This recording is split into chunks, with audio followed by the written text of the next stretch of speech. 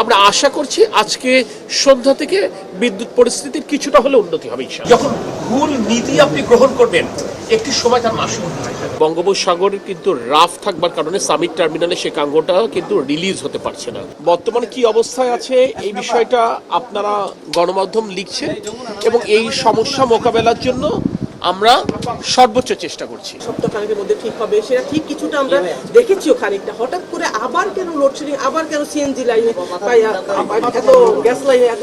আমরা কিন্তু গতকাল এটা কিন্তু পত্রপত্রিকায় লেখা হয়েছে যে সামিট টার্মিনালে যে কার্গোটা ওয়েট করছে বঙ্গোপসাগরের কিন্তু রাফ থাকবার কারণে সামিট টার্মিনালে সে কার্গোটা কিন্তু রিলিজ হতে পারছে না এবং এক্সিলারেট টার্মিনাল আপনারা জানেন পার্শিয়াল ক্যাপাসিটিতে রান করছে। এটা ফুল ক্যাপাসিটিতে যদি রান করতে হয় তাহলে আবার প্রায় 72 ঘন্টার জন্য এক্সিলারেট টার্মিনালকে বন্ধ করা লাগবে।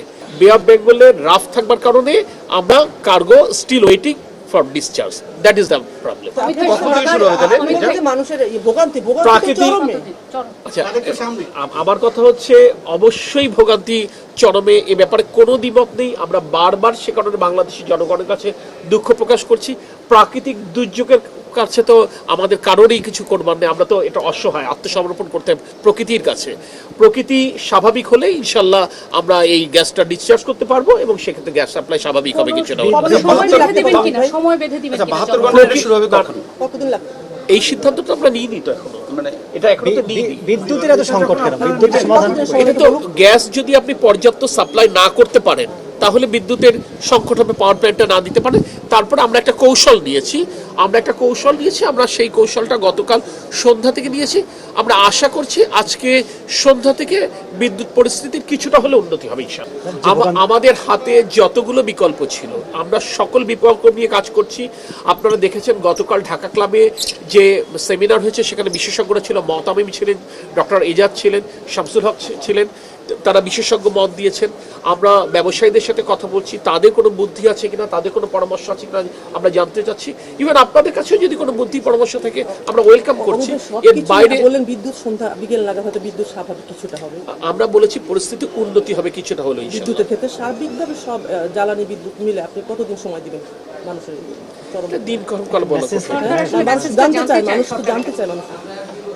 সরকারের কাছে অবশ্যই জনগণ মেসেজ জানতে চায়। মেসেজ দেবার মতো জায়গায় যদি আমি থাকতাম অবশ্যই আমি দিতাম। শুধু আমি আপনাকে এটুকু বলবো, জনদুর্ভোগকে বিবেচনায় নিয়ে আমরা প্রাণান্তকর চেষ্টা করছি। এটা আমার ধারণা জনগণ বোঝেন, আপনারাও বোঝেন। আমাদের চেষ্টার ন্যূনতম কোনো ত্রুটি নেই। আমি টাইম টু টাইম আমার কাছে তথ্য আসা মাত্রই আমি দেবার চেষ্টা করব।